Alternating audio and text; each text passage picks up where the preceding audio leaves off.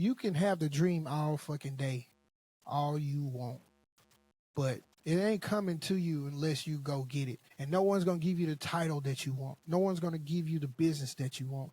No one's going to give you the money that you want. It's just not going to happen. And you got to build it yourself. You know, for the last 15 years, we've had the world in our pockets. And it's kind of like left us overstimulated. It's kind of like left us restless. It's kind of like left us wanting more when we have enough. And to be honest, man, I really am tired. I really am tired. I'm tired of the rat race. I'm tired of, you know, the constant moving, the constant grind.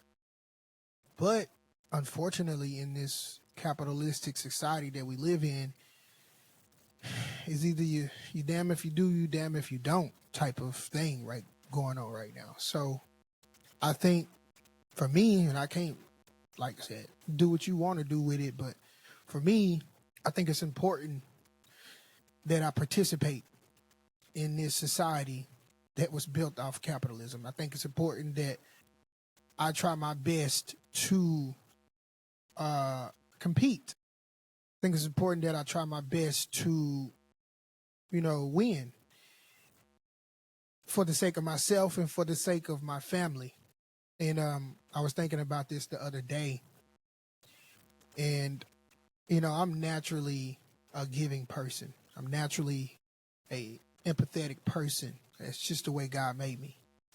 And so I I come to the rescue for a lot of people. But to be honest with you, a lot of people don't come to the rescue for me. And that's just the story of a lot of men. And some women too.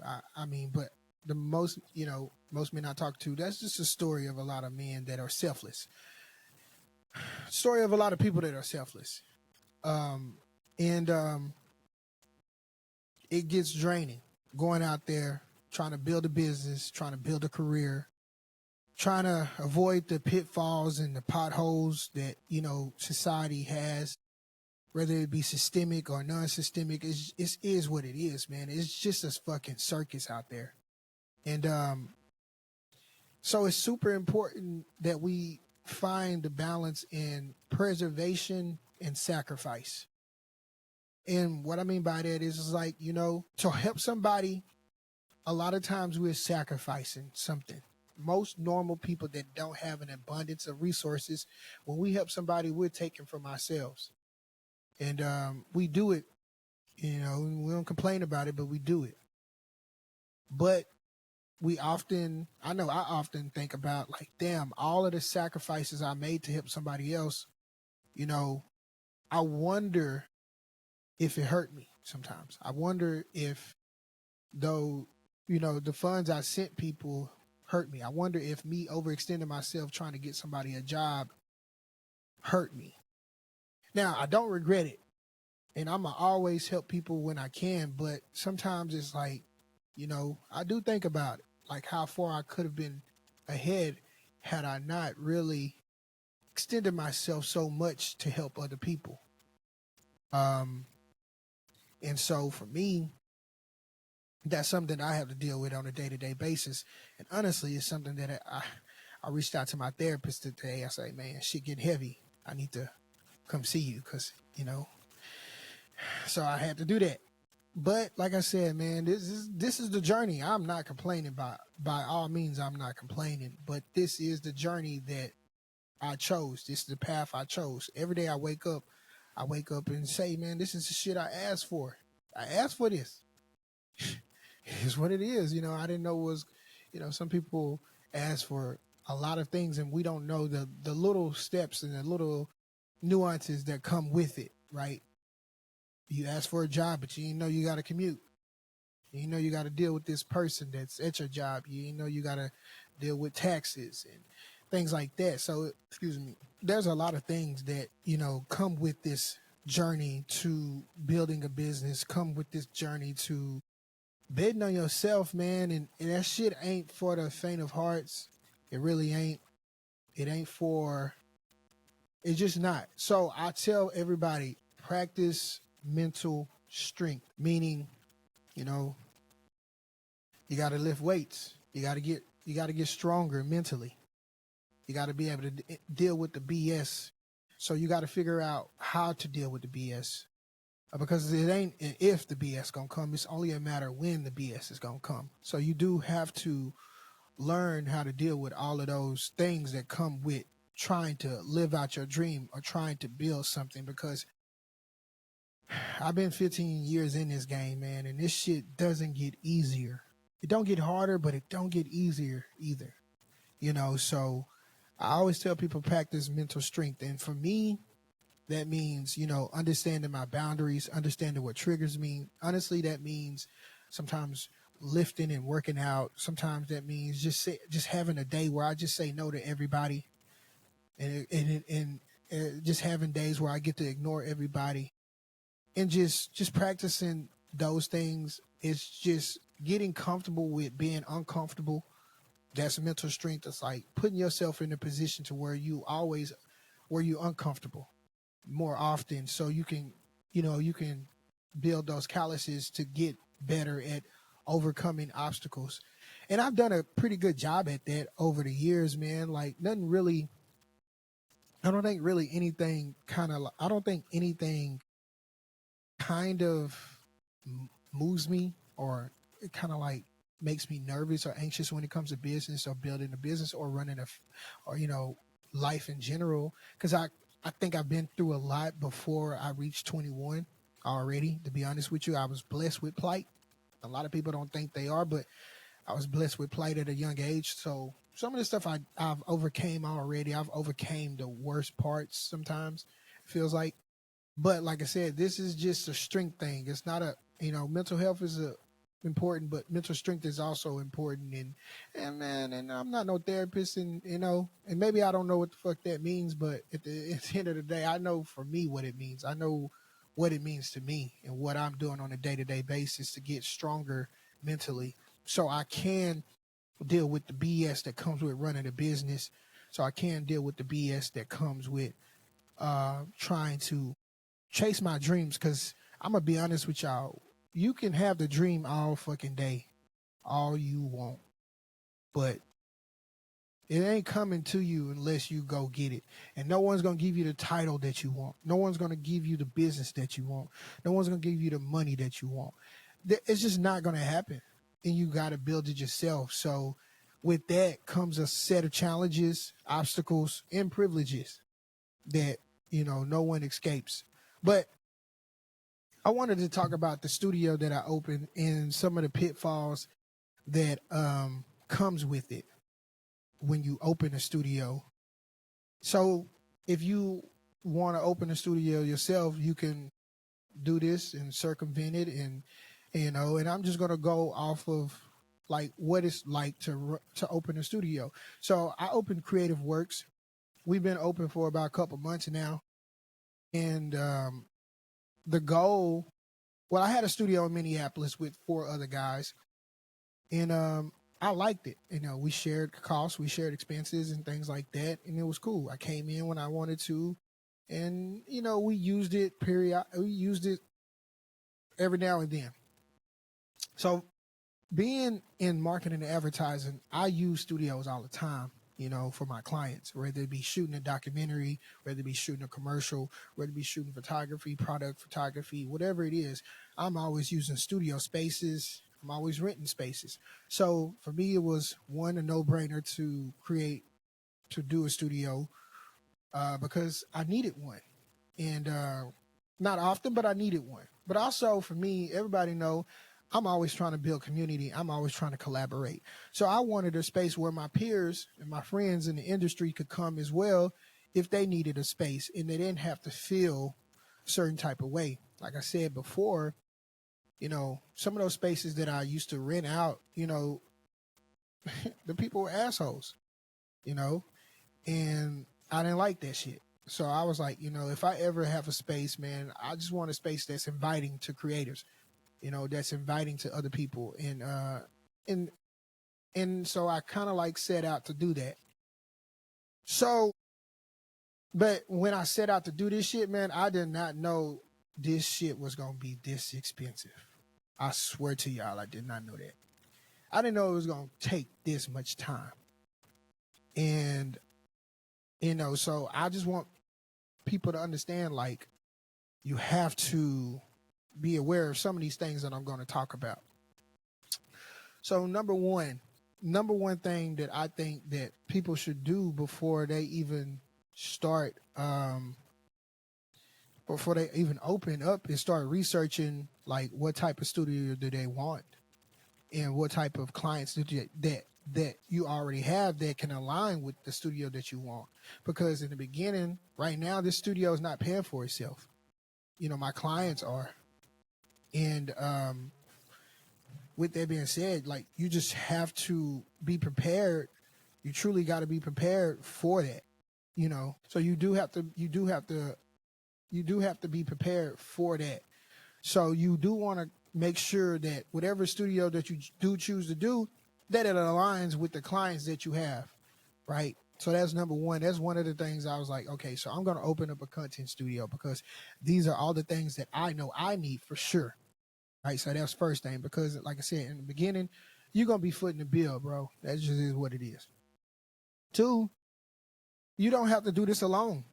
I don't understand why people do shit alone. I will never, ever do that again. And you need to find partners, find people that can, like, offset the cost for you and that got the same goal as you to run a studio and to actually, that can use a studio as well. So find fellow photographers, fellow videographers, fellow agency owners that need a studio as well, and get with them. And I think the next thing is to figure out how much you are willing to pay a month, like flat out. That's not just rent. That's utilities. That's marketing. That's other services that you do a budget. You got to do a budget. You got to do a plan. You got to have a plan. I don't necessarily think you have to have a full business plan, but you do need to understand your numbers. You need to understand. For me, I did a cash flow statement first. And a cash flow statement is pretty much your expenses and your income per month. So you can see how much cash flow will be going through in and out your business on a monthly basis. And it's a good gauge to see the health of your company as well. And a lot of businesses do that. And then it helps. So I would do that. I would do that first. And once you do all of that and you kind of know your numbers, you got some good business partners that everybody brings something to the table besides money. Because money, I'm telling you right now, it's expensive, but money is, I'm telling you, you're going to need time. People are going to need to put sweat equity in. So you're going to need that. You're going to definitely need that. So for me, I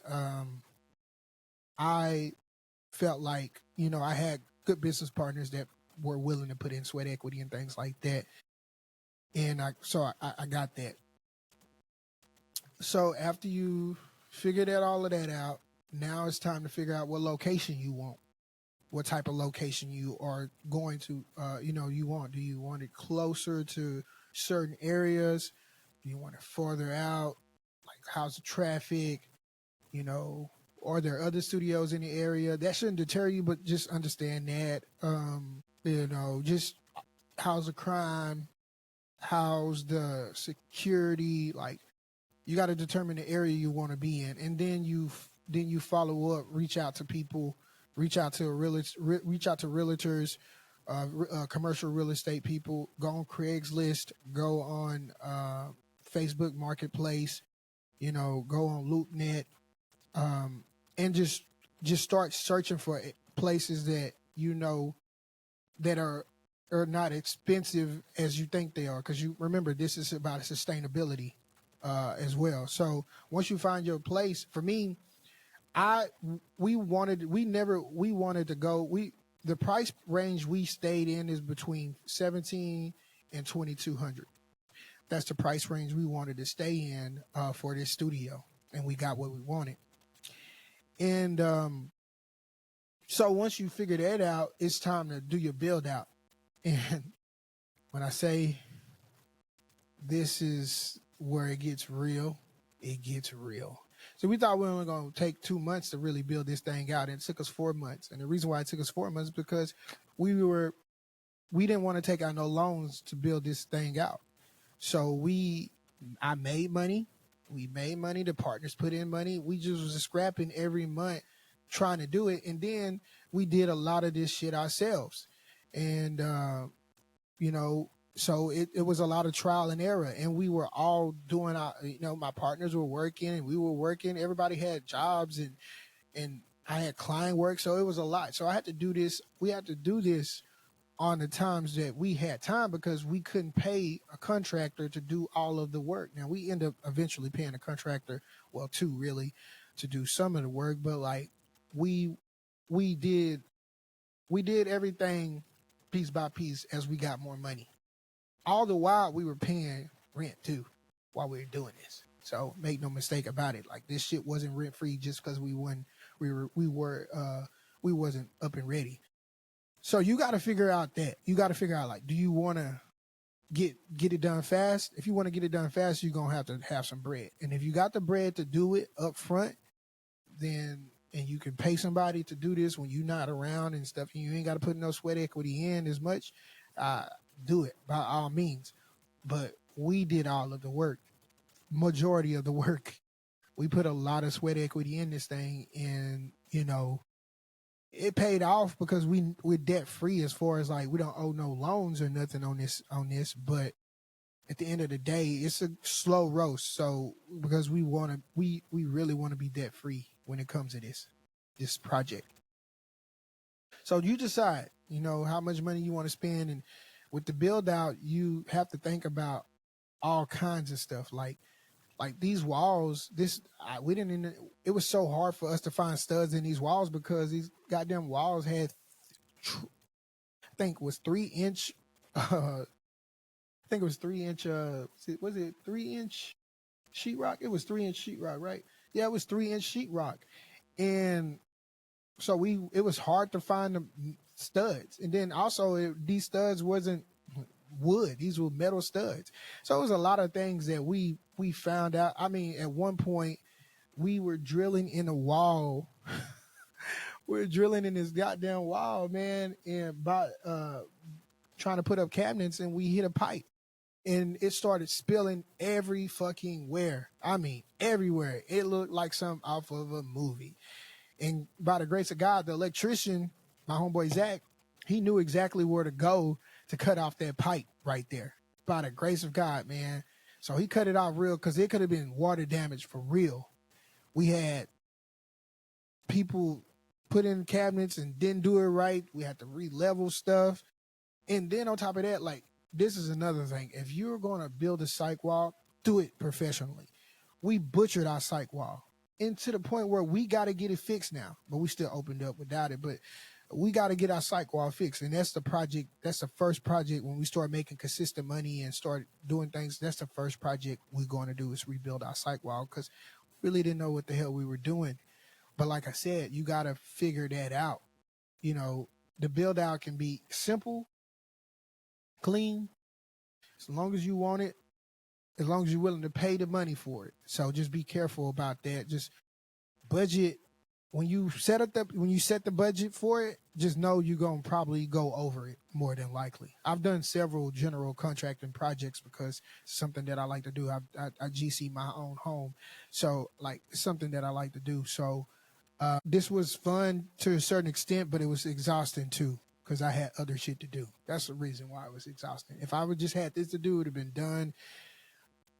So signage, right now we only have interior signage, but I was telling somebody like, and signage is important because it gives your studio a brand. And one of the things I wanted to do was have a brand for my studio because I want it to have extensions one day, meaning I want to extend it to other things because we do programming here. So it's super important that, we had a brand here so we can do more programming, of course, out of this studio.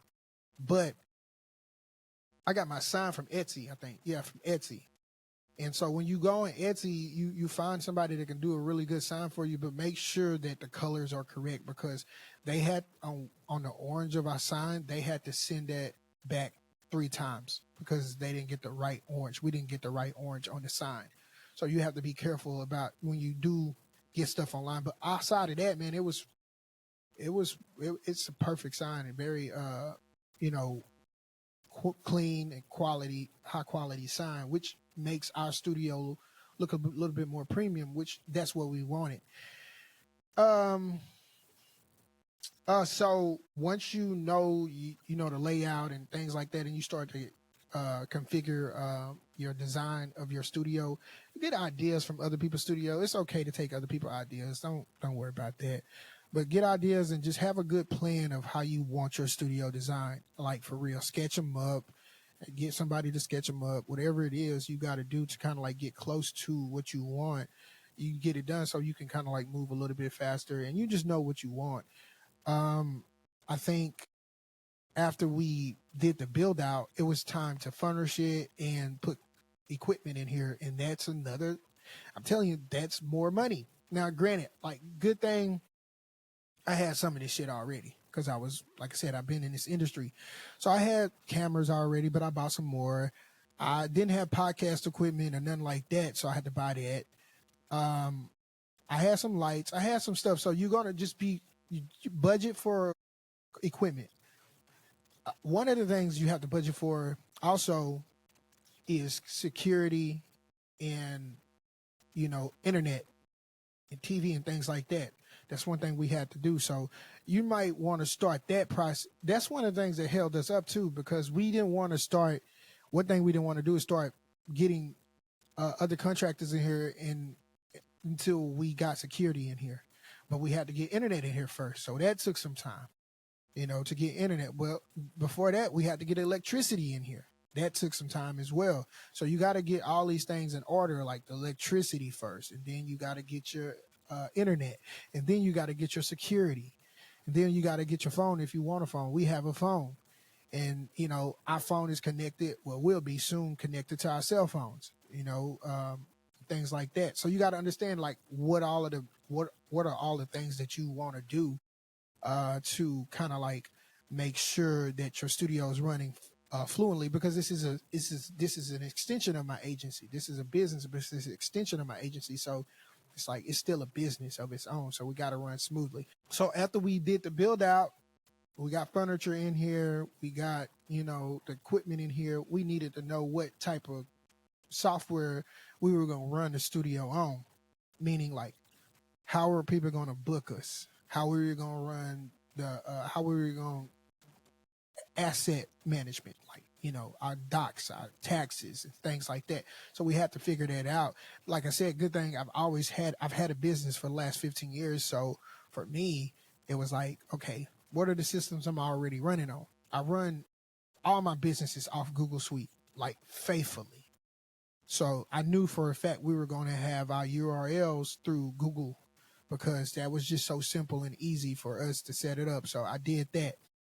I knew, we chose HoneyBook for our website booking system. And so far it's been cool, booking when you do book through our website. And then we chose, I think, Bevo. I think I haven't worked with them yet, but it's an email marketing system that I'm working on right now. I think it's called Bevo. But I'll let y'all know how that goes.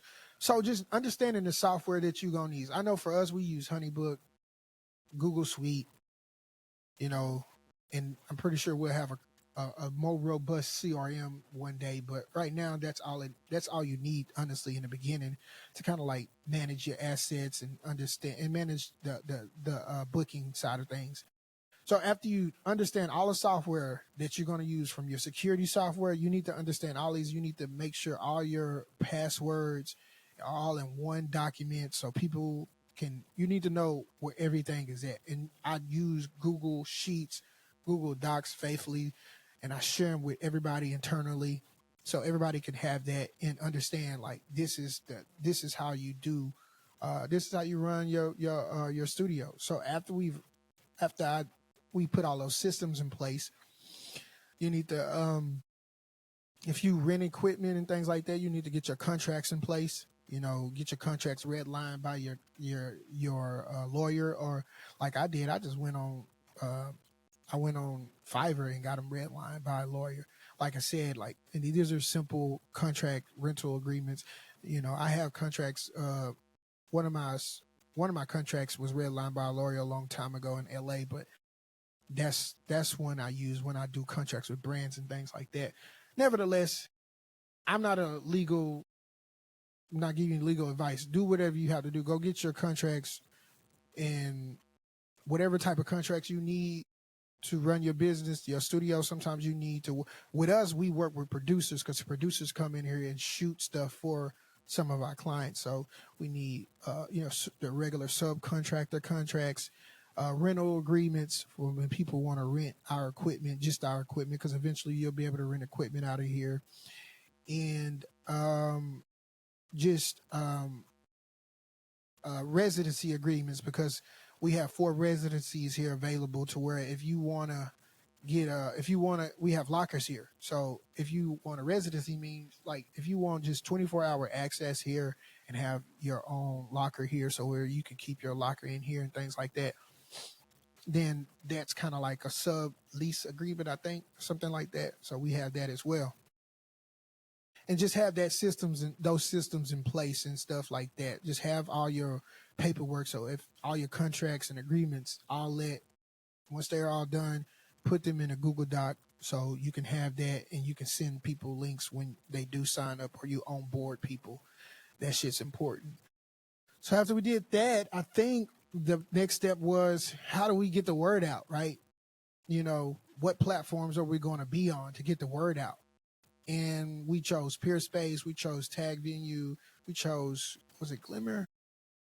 I forgot the other ones. We chose like 3 or 4 of them. Peerspace being the main one that we wanted to get on, the main platform that we wanted to get on. So we did that.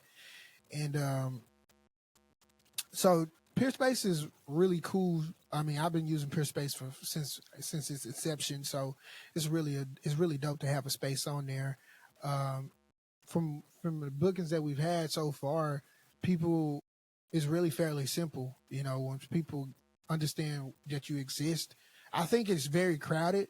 That's the only caveat that I had on Peerspace, is that it's super crowded, and I don't really know how you get on a number 1 page. I think for me, getting on that one page is kind of like just ramping up sales and just getting people to deliver good reviews and things like that. So I've done that. I think you got to give people incentives to give you a review, right? So one thing I do is, like, one of the things we've done is, like, for the first 6 months, we're going to push Peerspace, because we want to push people to Peerspace. So one of the things we were doing we've been doing book 2 hours with Peerspace and get 2 hours free. So we've been doing that with people and letting people know that on all our platforms and stuff like that. And it's been working. So that's one of the things I've been doing. So another thing is programming. Like, some studios don't do programming. They just do strictly rentals, right? But for me, it was important that we have a space where we could do programming, and where other people can do programming if they wanted to do on their own. So we welcome workshops. We welcome,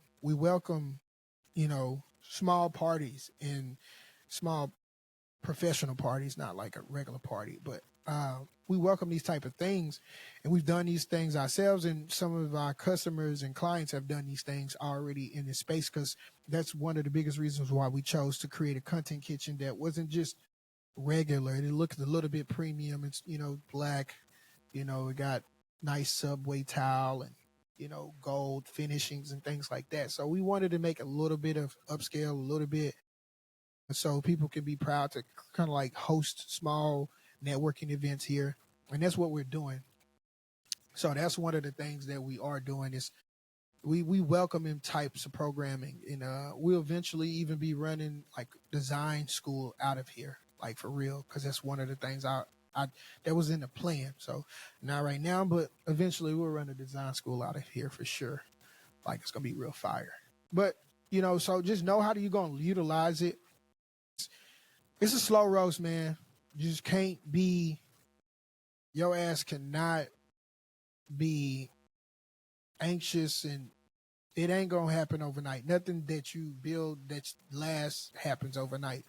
So don't think this shit gonna happen overnight, you know, at all, bro. At all. So, you know, that's how we that's how we kind of like open the studio, and right now we just trying to keep it going and keep it moving, man. Yeah, um so now we're gonna talk a little bit about, I think we talked a little bit about the studio. That's super important. So if you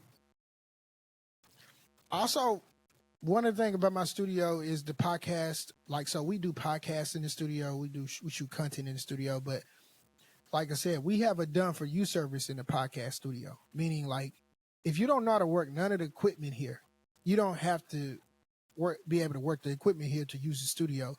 We have a done for you service here, to where people are able to actually come in here and just set up and record it for you. We can edit it for you. We can do everything for you if that's the route you want to take. If you have somebody that knows how to do it as well, they can come here and do the shit themselves as well, man.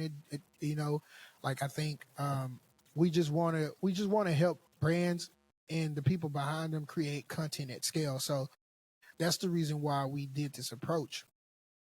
Also, thing is like our studio is our podcast. We have a rolling podcast desk, and what this rolling podcast desk does is it has 3 cameras on it. It has a Roadmaster, an ATM, and a computer on there, and it allows you to move throughout the whole space, the whole building, and make any area in this building, in this space, a podcast area. And that's dope because you're not limited to just one corner or one place, because you can roll the podcast desk around anywhere. So that's another dope aspect of it, and that we will be exploring. And I'm exploring even just with my podcast, because I'm moving around everywhere else as well. But like I said, like it's one of those things that, you know, you don't have to. In order to shoot your podcast here at Creative Works, you do not have to know how to use the equipment. We can shoot it for you, edit it for you, produce it for you if you really want it. We have producers here, and we have a great producer network here. So just understand that shouldn't deter you from coming to the studio and shooting podcasts. That's the reason. It's another reason why we shot it. We did it like this because I don't want that to be a deterrent from people when it comes to shooting podcasts or creating content in general, because it's not just podcasts. Like, you want to shoot a commercial here, you know, my agency, that's the reason why we say we're powered by an agency, because, you know, with the studio comes with, you know, a certain standard that I've set with my own company for the last 15 years. So that's another reason why we do that like that. All right. Where we at? All right.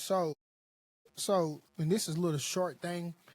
We're hosting at Creative Works. We're hosting a Headshots and Mimosas with.